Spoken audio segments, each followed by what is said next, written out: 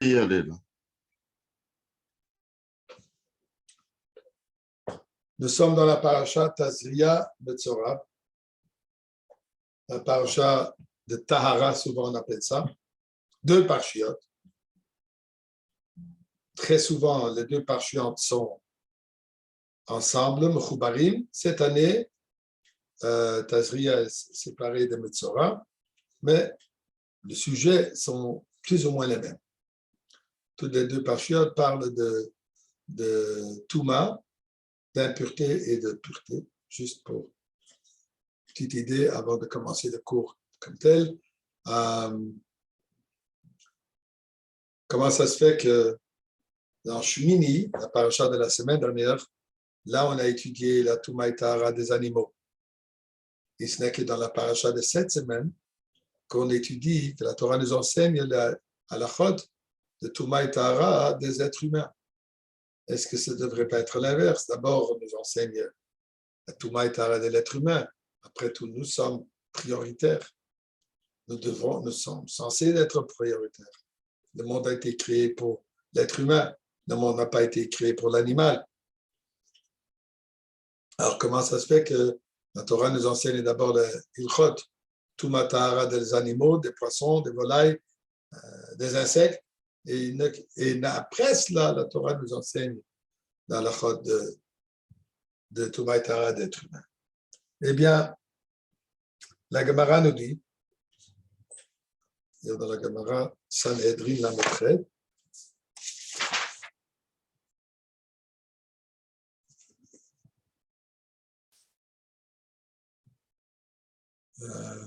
ça se trouve ici.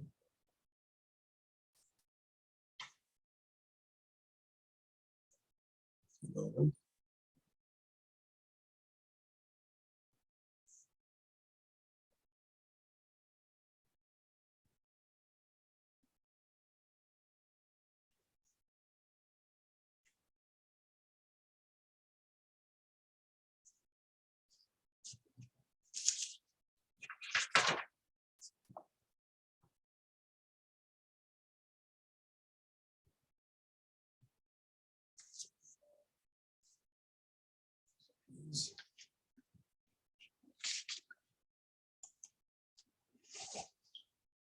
Anyway, la Gemara dit, j'espère que je vais le trouver, mais sinon, la Gemara dit la chose suivante. La Gemara donne deux explications. Premièrement, la Gemara dit que Dieu a fait spécialement, tel qu'au moment de la création du monde, d'abord il a créé l'animal, il a créé le monde entier, l'univers en entier, c'est qu'à la fin qu'il a créé l'être humain.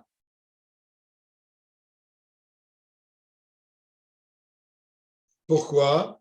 Pour que l'homme ne soit pas trop fier, pour que l'homme n'ait pas d'orgueil en disant « Ah, moi je suis… » en anglais, il y a l'expression « God's gift to the world », mais qui sache, tu sais quoi? Même l'animal, même l'insecte a été créé avant toi. Donc, pour créer une certaine anivut, anava, je devrais dire, à l'être humain. Deuxième explication, la Gemara dit juste l'inverse. Il dit pourquoi? Pour que, comme que par exemple, quand on a des invités, on a une fête. Premièrement, on prépare tout, on dresse la table, on prépare la salle, on prépare tout. Et ce n'est qu'ensuite qu'on fait venir, qu'on rentre, qu'on invite les invités qui rentrent. Pourquoi? Pour que tout soit déjà prêt pour lui. De la même manière, Dieu a créé le monde entier afin que d'apprécier que tout est pour lui. Alors, il y a ici il y a une contradiction de ces deux explications, mais à l'opposé. Le premier nous dit, pour nous dire quoi? Qu'on est inférieur à l'animal, que l'animal a été créé avant nous, pour qu'il n'y ait pas de fierté, pour qu'il n'y ait pas d'orgueil. Donc, qu'est-ce que ça veut dire? Que l'animal est supérieur à nous. Et ensuite, le deuxième chat, la Gemara dit non, l'inverse, que nous, on est supérieur. Alors, qu'est-ce qu'on est? On est supérieur ou inférieur? Ceci est clair d'après ce qu'on comprend que Alter Rebbe explique.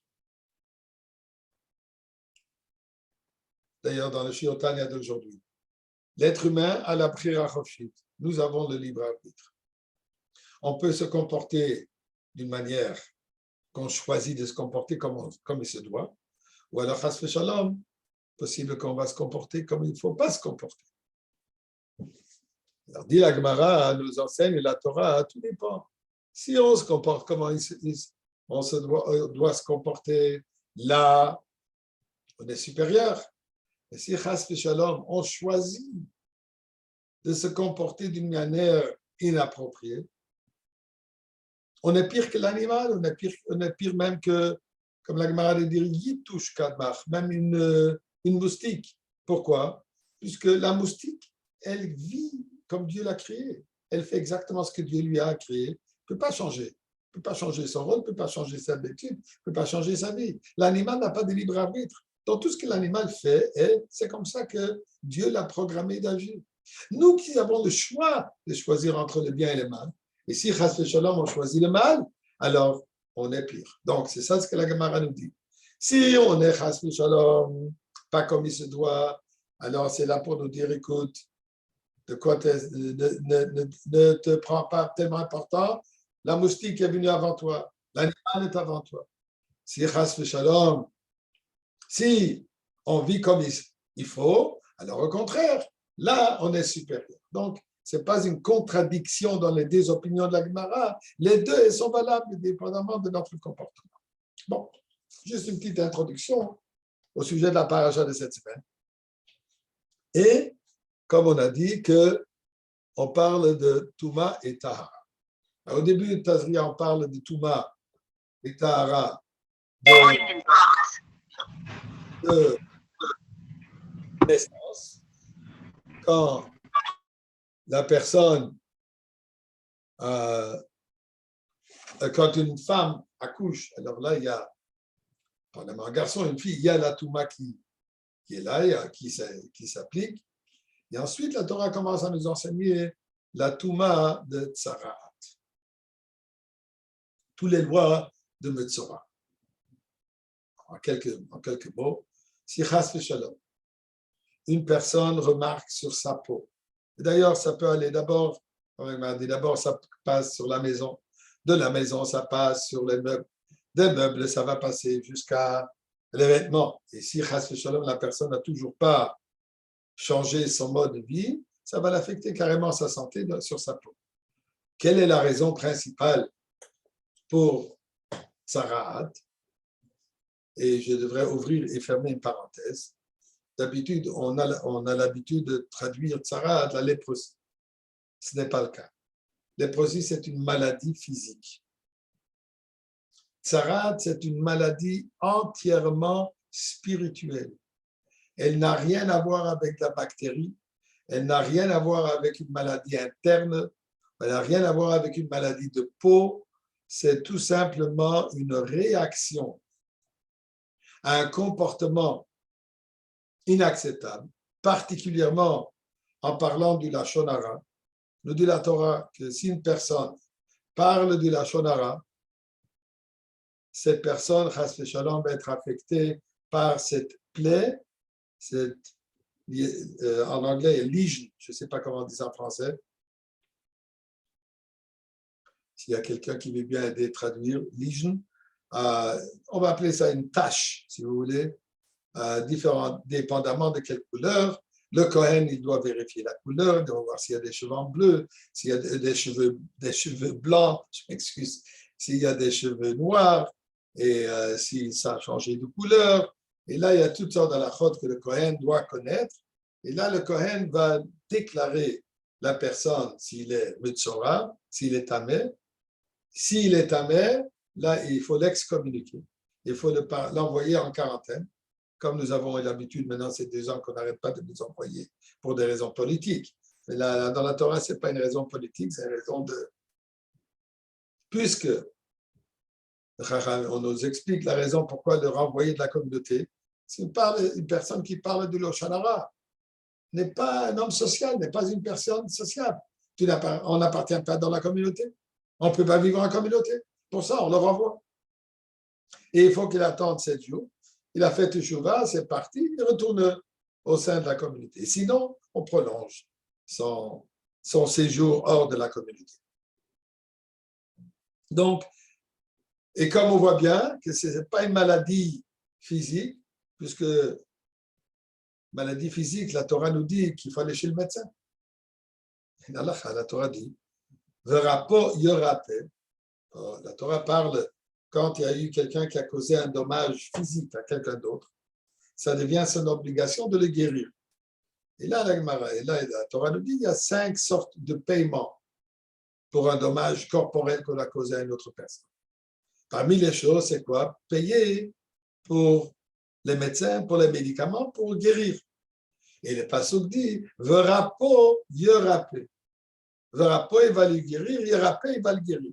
Demande à Gemara pourquoi est-ce qu'il y a cette doublure de mots, pourquoi est-ce qu'il y a une répétition, Verapo, yorapé. Verapo suffit. Pourquoi yorapé? Il va le guérir, il va le guérir. Et la Gemara, mais quand, et si nous déduisons, que la Torah a donné la permission aux médecins de guérir. Donc, ça devient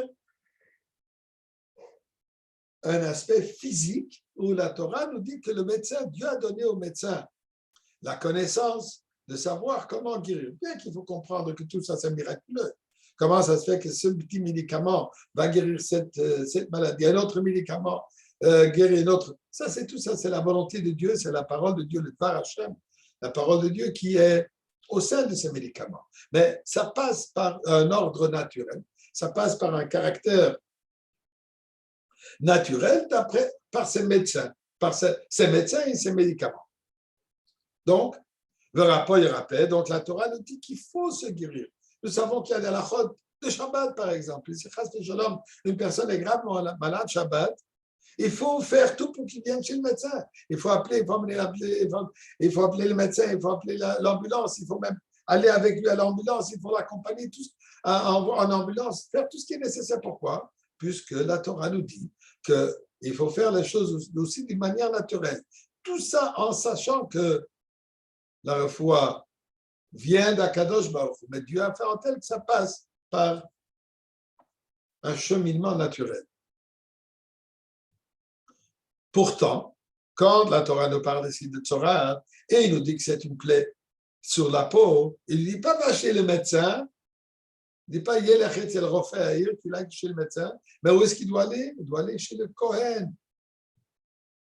Une visite spirituelle, pas une visite médicale au bureau, au cabinet du médecin, mais il doit aller au cabinet du médecin spirituel. C'est qui ce médecin spirituel? Le Kohen. Pourquoi particulièrement le Kohen? Comme le Rabbi explique. Pourquoi? Puisque le Kohen, c'est un Isha Chesed, c'est une personne de bonté, une personne, comme il y a marqué chez Aaron à Kohen, Ohev et Abriot. Aaron à Kohen, il aime les êtres humains, même ceux qui ne méritent même pas des titres plus, que tout simplement c'est une créature. Ça veut dire qu'il a perdu toute trace d'humanité. C'est une créature de Dieu. Même celui-là, Ohev, Dieu, Aaron à Cohen, il aime. Donc Aaron à Cohen, c'est l'homme d'amour. Dit la Torah que pour renvoyer quelqu'un de la communauté, pour envoyer quelqu'un en quarantaine, ça peut être je ne vais pas rentrer dans la politique, mais ça peut être ni un politicien, ça peut être ni quelqu'un qui travaille à un bureau quelconque, qui nous envoie à droite et à gauche, tu t'enfermes pour une semaine, 2 semaines, pour des raisons d'abus de pouvoir. Mais ici, le Kohen, lui qui est un homme de chesed, c'est lui qui pourra désigner cette personne comme chas de shalom, il est tamé. C'est que lui, celui qui a cet amour absolu pour le prochain, qui peut se permettre de juger une personne coupable ou non coupable, tamé ou non tamé. Donc, on revient, c'est une situation complètement spirituelle.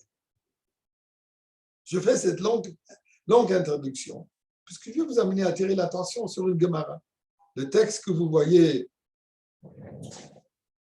sur l'écran, c'est la Gemara Sanhedrin d'Artsadikret Amud Beis, page 98 Amud Beis. La Gemara pose la question, Ma Hashmoi c'est quoi le nom de Mashiach? La Gemara parle ici de Mashiach et la Gemara demande, c'est quoi le nom de Mashiach? Comment il s'appelle? Dit la Gemara, Rabbi Shili, les élèves de Rabbi Shila, les élèves de l'école de Shila, il y avait un Tana, un qui s'appelait Shila, un rabbi. Donc, un Amor qui s'appelait Shila, ils disent Shila Shemon. Le nom de Mashiach, son nom est Shila. Qu'est-ce que ça veut dire? Ils citent le nom de leur maître. Shenem, puisqu'il y a, on trouve un pasouk dans Bereshit, où là il y a marqué Ad ki yavoy Shila, jusqu'à que Shila arrive. Et là, on parle de Mashiach. Étant donné qu'on trouve le mot Shila avec Mashiach, donc son nom est Shila. Et Rabbi Yanaim, les élèves de Rabbi Yanaim disent Yinon Shemoy. Ce nom est Yinon. Là, qu'est-ce que nous voyons? Yinon et Yanaï se ressemblent. Pourquoi elle dit Yinon?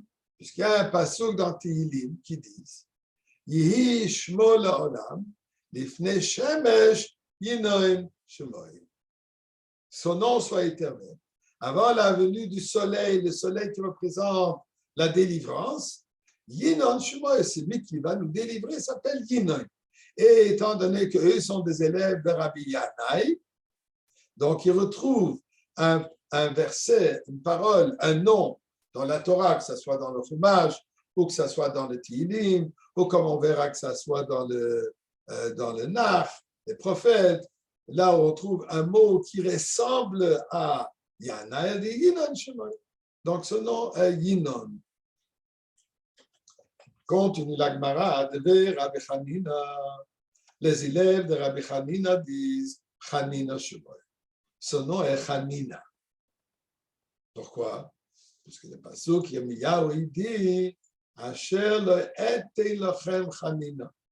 Le prophète Yirmiyahu, il lamente contre le comportement d'Am Israël de son époque.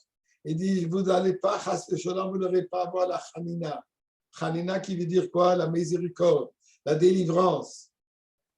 Donc, Hanina, nous voyons Hanina relié au concept de la Goula, au concept de Mashiach, à la réalité, à la venue de Mashiach. Donc, pour cela, il dit que le nom est Hanina. Donc, qu'est-ce que nous voyons ici? Que tous les élèves, chaque élève a trouvé un mot qui représente, qui est similaire au nom de son maître. Shila, Shila, Yanaï, Yinaï, Hanina, Hanina. Continue la Gemara mais à ceux qui disent, ici il ne dit pas les élèves, il dit tout simplement Yeshoimrim. Il y a ceux qui disent, donc c'est plutôt une expression générale, une opinion générale, pas de particulièrement les élèves d'un tzaddik individu, mais en général. Qu'est-ce qu'ils disent? Menachem ben Chizkia Shemoy. Son nom est Menachem ben Chizkia. Menachem, le fils de Chizkia. Shenem, plus qu'un passou qui dit en Echo, qui rochak mimeni Menachem, meishiv nafsh. Echo, on prie, on lamente le fait, qui rochak mimeni, il est éloigné de moi, Menachem, donc celui qui me console. Menachem, le consolateur, Meishiv Nafshi, celui qui me console mon âme. Donc, qu'est-ce que nous trouvons ici? On est en exil. Pourquoi? Puisque notre délivreur, celui qui doit nous consoler, est éloigné. C'est quoi le mot? Le mot est Menachem. Alors, on dit, c'est Menachem, le fils de Chizkia. Donc, là, nous trouvons qu'il y a cette opinion générale que le nom de Mashiach est Menachem. Bien, continue la Gemara, bon, je suis sûr que tout le monde a bien compris le message de la Gemara de Menachem. On va continuer. Donc, c'est déjà une opinion entièrement généralisée, sans qu'il dise un nom, pas seulement il y a certains, mais Rabbanan, tous les Rabbanan disent. C'est quoi son nom? Chivre de Rabbi Shemo. Chivre veut dire le malade. plus précis, le lépreux de la maison de Reb. Reb, il fait allusion à Rabbi Lanassi. Donc, c'est le lépreux de la maison de Reb. Donc, il fait en réalité, il fait allusion directement à Reb lui-même.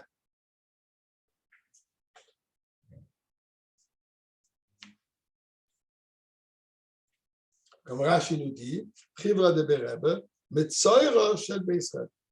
Le Metzora, le lépreux qui est de la maison de Reb. Shenemar, on va revenir tout de suite, Shenemar, le pasuk dit, Ochen, effectivement, il parle maintenant de Moshiach, dit le prophète, il supporte, il porte, il prend sur soi nos maladies, et notre douleur, c'est lui qui les souffre.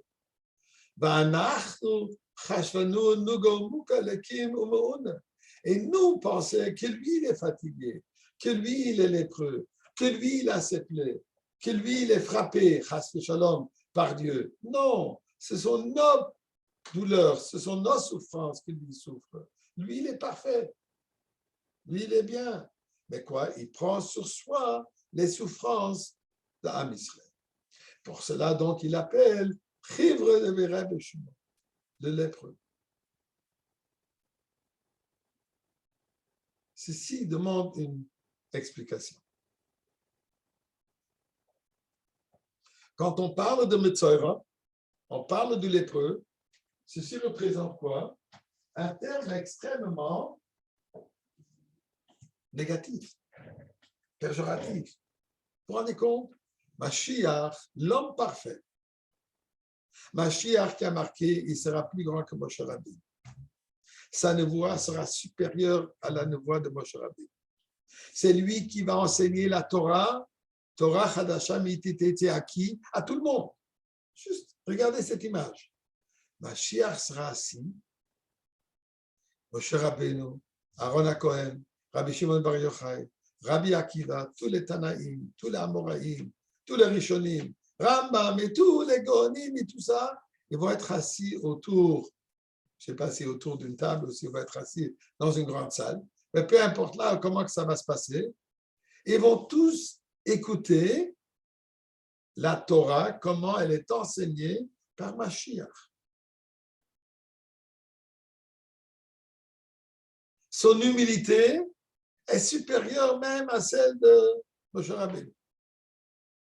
Sa nevoie est supérieure à tous les Nevi'im. Et qu'est-ce qu'on l'appelle? Lépreux. C'est lépreux. Lépreux, ça représente un manque. Lépreux, ça représente un malade. Lépreux, ça représente quelqu'un qui a commis un péché. Est-ce que c'est concevable de penser que Chas Shalom, Mashiach parle du Lachon Hara? Inconcevable, impossible. Ça n'existe pas. Mashiach, c'est le tzaddik, comme l'Alter Rebbe nous dit, tzaddik gamour est plus que gamour. Hein, comme il y a en français, plus que parfait. Alors comment est-ce qu'on peut l'appeler, le nommer Chivre de Bereb Shimon? Et en plus, Rabbi Yehuda Hanassi, de quoi il dit ici? Metzoira, comme Rashi nous dit, Metzoira de Beis Reb, le Metzora de la maison de Reb. Pourquoi? Puisqu'il est malade. Quand il dit, ne pas sûr, il porte nos maladies. Alors, puisqu'il est malade, on l'appelle Metzora. Chacun qui est malade, on dit, ah, il est un Metzora. Il a commis des péchés. Pourtant, il nous dit que ce n'est pas lui. Ce n'est pas ses péchés. Ce n'est pas ses péchés à lui. Ce n'est pas ses souffrances. Ce sont nos souffrances. Alors, comment est-ce qu'on appelle que lui, il est lépreux? Lui, il n'est pas lépreux. Lui, il est Mashiach. Lui, il est parfait. Mais nous avons commis des péchés. Et il prend sur soi nos souffrances. Mais on ne peut pas le nommer. On ne peut pas l'identifier comme celui qui est lépreux. Donc, ceci mérite une compréhension.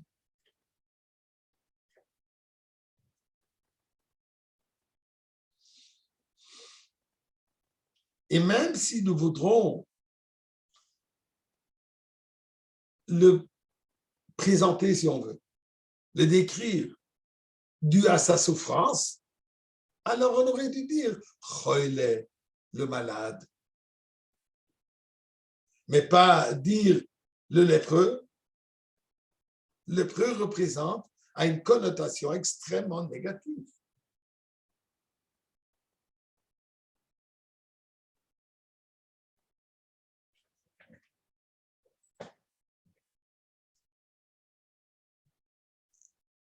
Alors, on va fermer ça et revenir ici. L'Alter Rebbe, dans le Likutei Torah, attire une chose intéressante.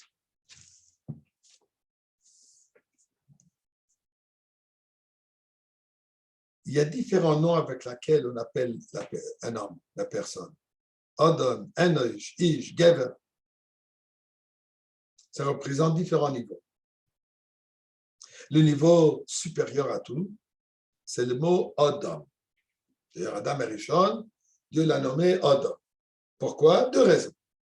Une raison, puisque Adam, Dieu l'a fait, l'a créé de la terre, donc Adama, mais aussi, ça représente Hachem Adamé la Elion, puisqu'il est comparé à Kadosh Baruch. Donc, Adam représente le niveau supérieur, le niveau le plus haut de l'être humain qui peut atteindre. Il est comparé, il est dans l'image d'Akadosh Baruch. Quand on regarde dans la Torah, où la Torah nous parle de Metzora, permettez-moi de prendre un chumash, une seconde. Alors, le passouk de dire Vaïdaber Hashem el Moshe vel Aaron Nebo. Et Dieu parle à Moshe Rabbeinu et à Aaron. Qu'est-ce qu'il dit? Adam qui est besor.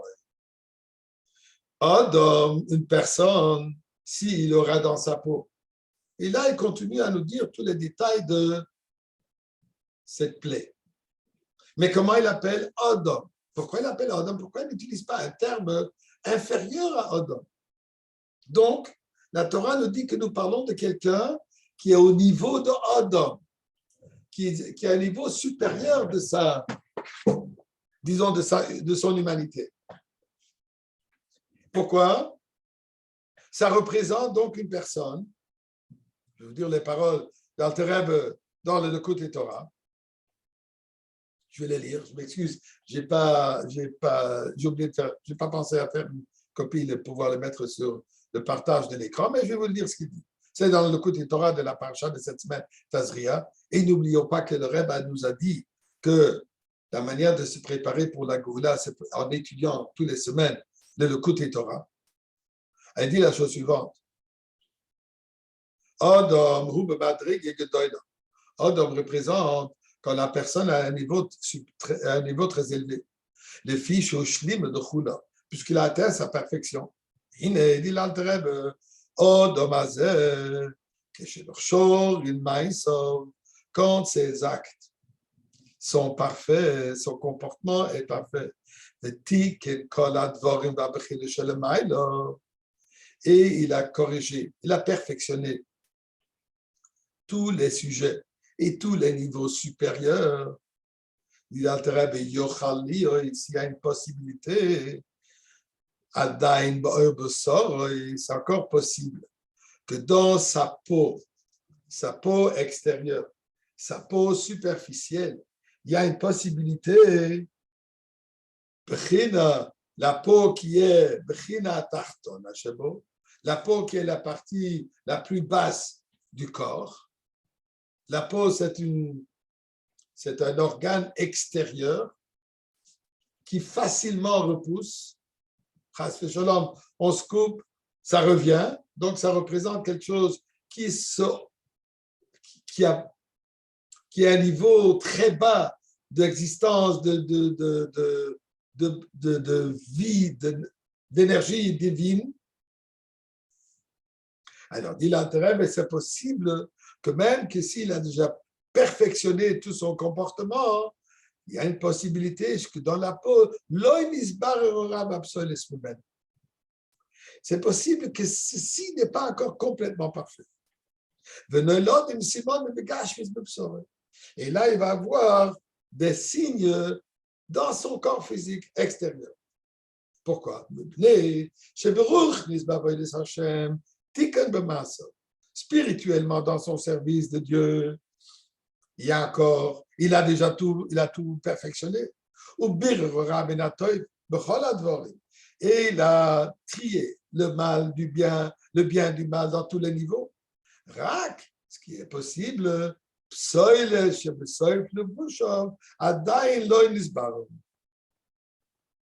il y a possibilité qu'il reste un tout petit peu de poussière, un tout petit peu de, comment on dit, psolète, de résidus, au bout de ces vêtements qui ne sont pas encore entièrement perfectionnés. Et pour cela, la Torah lui dit Adam, il est un Adam, il a un niveau très élevé, comme pour dire, il est presque parfait, il reste encore une petite tache sur son vêtement. D'ailleurs, on se souvient que souvent le Rebbe parlait qu'on est tellement proche de la Goula que tout ce qui reste, c'est de nettoyer les boutons. C'est quoi ce concept de nettoyer les boutons? Le vêtement, il est déjà propre aussi. Tout est propre. Il reste juste que le petit bouton qu'il faut juste un peu le nettoyer. Donc, ça représente qu'il reste juste une poussière, une petite poussière qui a besoin d'être nettoyée. Et là, nous sommes complètement parfaits. Donc, quand on parle de Moshiach, Moshiach, lui, il n'a pas une vie personnelle. Mashiach, toute sa vie, c'est Am Yisrael. Moshe Rabbeinu, Venachnouma, qui suis-je? Moi, je ne suis là que pour servir Dieu et être serviteur d'Hachem dans tout ce qu'il me demande. Et qu'est-ce qu'il me demande? De vous mener, de vous diriger.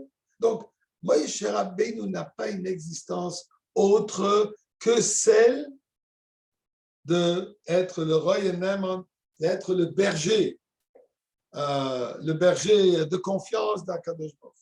À tel point, le Rebbe dit dans une sikha que Moshe Rabbeinu, physiquement, quelque part dans le désert, on ne sait pas où, mais quelque part dans le désert, physiquement, Moshe Rabbeinu est supposé d'être enterré là-bas. Le Rebbe dit, pourquoi est-ce que Moshe Rabbeinu a accepté cela? Pourquoi? Puisque lui, il est resté avec sa génération. Moshe Rabbeinu, il était quand même le roi, le Malik de la génération qui est sortie d'Égypte et qui sont restés en Égypte, malheureusement. Les plus jeunes sont montés en Eretz Israël. Mais lui, il est resté lui, il n'a pas pu monter en Eretz Israël. Pourquoi? Puisqu'il y a eu le Chet HaMeraglim. Et les Meraglim, tous ceux qui étaient de l'âge 20, au-dessus de 20 ans, Dieu leur a dit, effectivement, vous ne voulez pas monter en Eretz Israël, vous allez rester ici. Mais eux ils étaient la génération principale de Moshe Rabbeinu. Dor Dea, Dor Amidba. Dit le Rebbe que Moshe Rabbeinu s'est sacrifié, qu'il est resté avec eux même après sa disparition physique. Le Rebbe rapporte ça aussi par rapport au Rebbe précédent, que le Rebbe précédent, il est enterré où? Dafka, New York, comme les autres rabbins. En Russie, là où ils étaient, pourquoi? Puisqu'ils restent avec leur peuple. Ils restent confiants, ils restent présents, ils restent attachés au dor qu'ils dirigent. Donc, Moshe Rabbeinu, Moshiach, il n'a qu'une vie, il n'a qu'une chose. Sa vie entière n'est quoi? Am Israël. Sa vie reflète Am Israël. Il prend sur soi, comme on vient de voir tout à l'heure le passage, Bacheveinu, il prend sur soi nos douleurs. Le Mittel Rebbe a dit un jour à un chassid, le Mittel Rebbe avait la peau extrêmement desséchée. Et je ne sais pas, je me souviens pas dans quelles circonstances, mais il a dit, sache que la peau est tellement desséchée, ça sont des marchavot zarot des chassidim. puisque les chassidim, ils ont des pensées étrangères, étranges. Dû à cela, il a la peau qui est desséchée. Qu'est-ce que les marchands vont faire avec son corps? Non, le Rebbe, le tzaddik, le nasi, il prend sur soi les souffrances. D'ailleurs, le Rebbe l'a dit un jour, il a dit pourquoi il jeûne tellement, pourquoi il y a tellement de souffrances. Il dit, il a dit en yiddish, ce que les chassidim ne font pas, moi je dois faire. Le manque de chassidim, c'est moi qui dois l'ajouter. Donc, il prend sur soi toutes sortes de souffrances physiques pour éviter qu'Am Yisraël souffre. Donc, Moshe Rabbeinu, Moshiach, quoi? Il est un reflet du niveau de Am Yisraël. Là, nous comprenons ce que l'Alter Rebbe nous dit dans le côté Torah.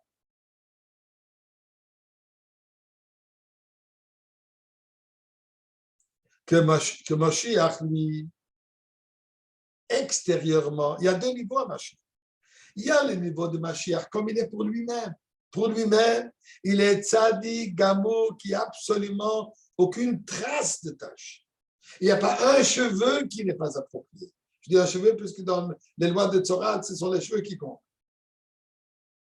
Il n'y a rien d'imparfait. Tout est parfait à 1000%, comme on dit. Mais extérieurement, dans son comportement extérieur, qu'il est quoi? Pour lui, il est celui qui dirige Am Yisraël. Dans cet aspect, il reflète le peuple juif. Mais à quel niveau? Au niveau que le peuple juif entier est déjà presque entièrement Adam, entièrement parfait, et tout ce qui manque, c'est juste une petite poussière, il y a juste une petite poussière superficielle. Donc, quand la Gemara nous dit que Moshiach, on l'appelle Metzora, Chivre de Rebbe Shmo, son nom est le Chivre, le Metzora, le lépreux de la famille de Rebbe, donc faisant allusion à Rebbe lui-même, puisqu'il a marqué que Rebbe lui-même, Rabbi Udanassi, il était très malade, il souffrait énormément. Pourtant, Rabbi Udanassi, il était de chez Dieu, il était censé être Moshiach. Mais quoi? Dû au fait que lui, il est le Nasi, dû au fait que lui, il est le Manigador, dû au fait que lui, il est le Tzadikador, le Tzadikador, pas que quelqu'un l'a nommé, mais qu'il est le Tzadikador, celui qui pense, celui qui souffre, celui qui se fait des soucis, celui qui s'occupe de chacun et de chacune, c'est ça le Manigador. Le Manigador n'est pas quelqu'un qui attend qu'on vienne lui demander des conseils, mais le Manigador est celui qui sort vers le peuple, comme il y a marqué chez Moshe Rabbeinu. Moshe Rabbeinu, quand il y a eu la révolte de Korach contre lui, et il y avait 250 personnes, il y avait 200 environ, qu'est-ce qu'il a fait? Il n'a pas attendu qu'ils viennent chez lui, lui, il est allé chez eux. Lui, il est allé les voir, il dit, faites le chemin, changez. Viens, je vais vous montrer la vérité. Donc, c'est celui qui œuvre pour le bien et de l'individu comme du clan. Il s'occupe de chaque individu particulièrement et il s'intéresse, il souffre, il a besoin et veut savoir tout ce qui se passe de chacun individuellement comme il voit l'image la plus grande. Donc ça, c'est Reb. Dit la Gemara que cet aspect, ça c'est son aspect de manhigus. Lui, dans son plinius, dans son niveau personnel, il est parfait. Mais dans le niveau de Hanhaga, d'être le Nasiadon, il reflète la génération. Mais au niveau que même la génération, elle est presque parfaite. La génération se trouve dans un état où Adam, il n'y a juste qu'une petite poussière, une petite poussière qui reste, encore une petite tache qui reste. Et c'est cette tache, qu'est-ce qu'il faut faire avec cette tache? Et il faut venir chez le Kohen. Kohen qui représente le leader, le chef de la génération, et lui demander qu'est-ce qu'il faut faire pour s'améliorer. Alors quand on vient chez le Kohen, et le Kohen nous regarde Le Kohen regarde cette plaie et là, il décide, tahor ou pas tahor. Qu'est-ce qu'il faut faire? S'améliorer. Donc, c'est pour ça que la Gemara nous dit que c'est pas chas v'shalom, que c'est un terme négatif. Au contraire, ça montre à quel point le peuple, le monde est prêt pour la Géoula. Juste une petite poussière, juste enlever une toute petite tâche, un tout petit effort, ce qui ne prend pas énormément d'efforts. Comme le Rebbe a dit, tout ce que ça prend d'ajouter un peu dans la bonté, dans la gentillesse, une mitzvah qui va pencher cette fameuse balance vers le bien, comme le Rambam le dit, que le monde entier se trouve moitié-moitié et ça prend qu'une bonne action. Donc c'est ça ce que la Torah nous enseigne ici. Dans Parashat Metzora, Parashat Mitzah, Parashat Metzora, cette impureté n'est que superficielle, ce n'est qu'une impureté superficielle, il faut juste un bon nettoyage. Et par cela, nous allons tous mériter que le Metzora, ce Metzora, comme on peut dire, ce Mashiach va se dévoiler entièrement et nous allons tous mériter de se retrouver avec le Rebbe dans le Beis Hamikdash encore aujourd'hui même. On se souhaite une bonne journée, on se donne rendez-vous à l'entrée principale du Beis Hamikdash. Now, pour tout le monde, là où vous êtes, en France, en Israël, à Montréal, on se retrouve dans un instant au Beis Hamikdash. Merci. Merci. Zakou Baruch.